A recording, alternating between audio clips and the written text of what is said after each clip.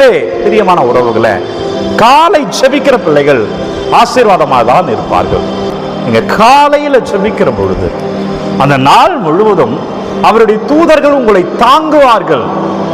ஜெபிக்க ஆரம்பிங்க. எதை செய்வதற்கு முன்பாக ஜெபத்தை முதன்மைப்படுத்துங்க.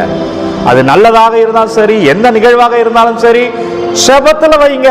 அது நல்லதாகவே அவர் மாற்றுவார், உங்களுக்குரியதாய் அவர் மாற்றுவார்.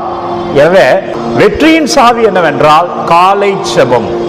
காலை ஜெபத்தை விடாதீர்கள்.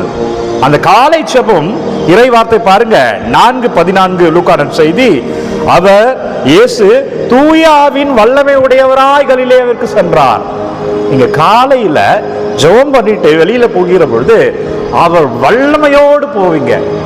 அது ஸ்கூலுக்காக இருக்கலாம், ஆபீஸ்க்காக இருக்கலாம், ஃப்ரெண்ட்ஸோட வெளியில போறதா இருக்கலாம், சும்மா அப்படி போயிட்டு வரதா இருக்கலாம். அது எங்க நீங்க சென்றாலும், ஏன் மருத்துவத்துக்கு செல்வதா கூட இருக்கலாம், நீங்கள் பிரேயர் பண்ணிட்டு போகிற பொழுது ஆவியானவர் உங்களோடு வருகிறார்.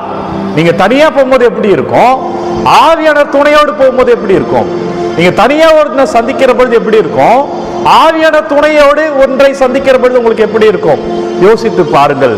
காலை ஜெபம் அவ்வளவு முக்கியமானது, தேவையானது. எழுந்த உடனே செவியுங்கள். குறிப்பாக உங்கள் பிள்ளைகளுக்கு அதை கற்றுக் கொடுங்க.